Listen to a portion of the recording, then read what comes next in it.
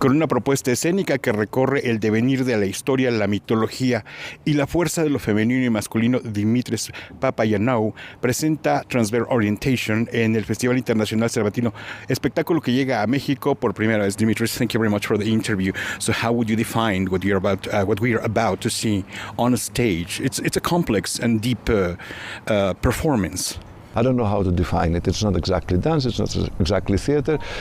It's a thing. I think if you share some parts of the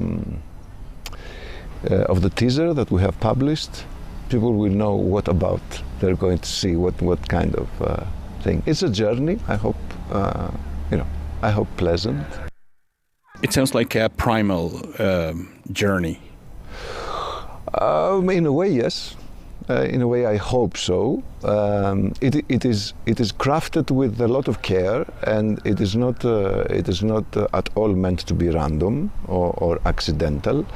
It is just a genre of theater that is between the cracks. It's a kind of a hybrid. There are parallel stories and narratives. Sometimes the narrative has to do with the color, how the colors shift towards orange, or the narrative has to do with how Theseus killed the Minotaur, how the new kills the old. Sometimes the narrative has to do with taming our more archaic masculine forces. Sometimes the narrative has to do with the offering of the feminine nature. The poetry lies in the energy with which, and the rhythm with which images morph from one to the other, and not when they arrive to their completion. They never stay. It's always a liquid thing that moves forward.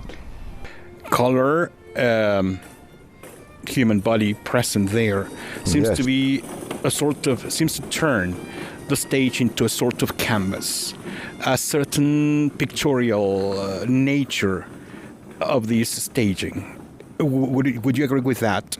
To what extent can we compare it? I have to agree with that because I was trained as a painter, as a traditional painter, and I only have the eyes of the painter as tools to create. So I entered theater when I was 23 years old, and I always created a hybrid on stage that is obvious, that is created from a painter. Feminine and masculine, yes. Perhaps sexuality, which is obvious, definitely. Which was not it's the first layer of the performance as propelling forces of human condition.